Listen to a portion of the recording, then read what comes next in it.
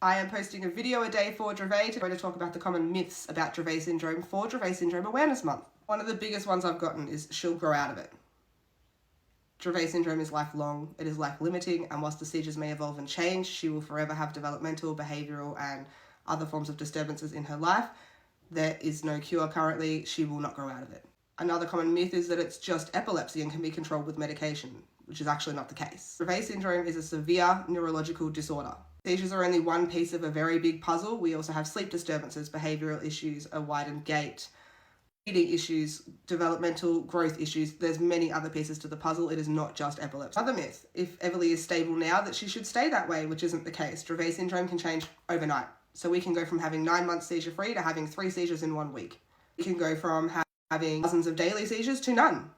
It is forever changing and forever evolving, especially as the developmental stages of the brain and the brain is growing can make it worse. There is also a thing called SUDEP, which I will touch on later on, but sudden unexpected death of epilepsy. So even though the seizures may be under control, you've always got to be watching because that can strike at any point in time. Myth that it's just a seizure. Now, whilst that's invalidating in itself, it's not just a seizure. Dravet warriors experience seizures that last for hours and hours and sometimes require multiple doses of rescue medication to get that under control. Their seizures can also come with respiratory issues and majority of the time end up in hospital stays because they go on for so long. Well, I know someone who took this medicine and it cured their epilepsy or they never had a seizure again. While that's excellent, this isn't just epilepsy. Medications will not control Dravet syndrome. There is currently no viable treatment or cure. So whilst medications are a great intervention, they don't fix the problem. It just helps us to manage the risk, reduce the frequency, hopefully, reduce the duration, hopefully. It is an aid, but it is not a cure and it is not a fix. Whilst Everly can appear to look typical, that's not the case.